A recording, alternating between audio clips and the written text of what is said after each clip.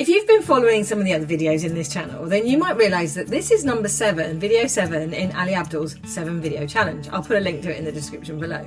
So this video is a bit different because instead of teaching you something about group coaching, I'm going to reflect on what I've learned by actually doing this challenge and whether I'd recommend it to you if you've been thinking about starting a YouTube channel but haven't quite pressed record yet. Spoiler, I would, but maybe not for the reasons you think. First, a bit of context. So I bought Ali Abdaal's 7 video challenge back in October 2024. It comes with a refund challenge, so if you complete all 7 videos within 7 months, you get your money back. And I have to be honest, it's that financial incentive that's played a big part in what's actually got me moving, because I've been thinking about doing this for probably a year and a half to 2 years now. And like everyone, you wait until you've got the perfect setup, the perfect script, the perfect everything. And Ali's challenge basically said you need courage to just start recording. Don't overthink it. He says just record one video on your phone, off the top of your head, in one take. No scripts, no lights, no fancy editing, just you talking to the camera about who you are and why you're doing this channel. So I did. So if you go back and watch that one, you'll see the very first video, literally with me surrounded by boxes as equipment hadn't set up yet, stumbling through an introduction with no idea what I was doing. It was rough, it was awkward, but it exists and that's the point. So what have I learned in the process of making these 7 videos? Well, first, the practical stuff. The things no one warned you about when you're still in that I should start a YouTube channel phase. I learned that having all the gear doesn't mean you know how to use it. All the gear, no idea, I tend to say. So I set up my camera, I had my lights, my microphone, and then I realised I had no idea how to actually record onto my computer. And then when I eventually had to go and manage that part, I couldn't set the settings right, so my first few recordings all came out grainy. I had to troubleshoot, Google things again, try again. And I learned that recording videos for YouTube takes way longer than you think, like way, way longer.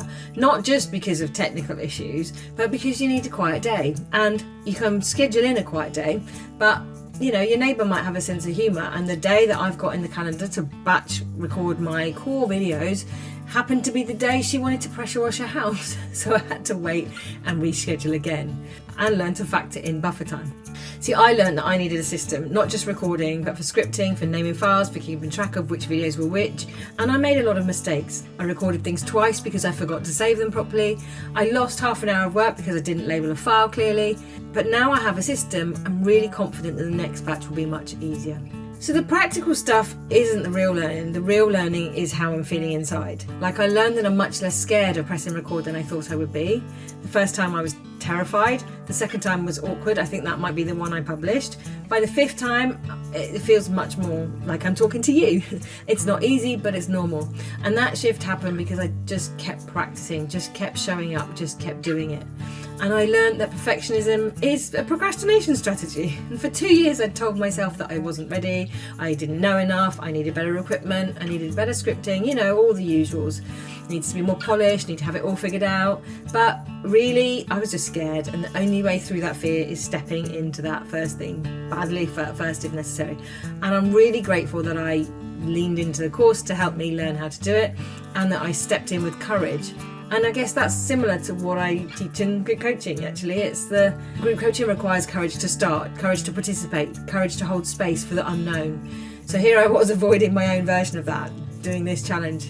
But that's why this challenge has also been a wonderful reminder to practice what I preach, to show up authentically, to hold space, to just be me and see what happens.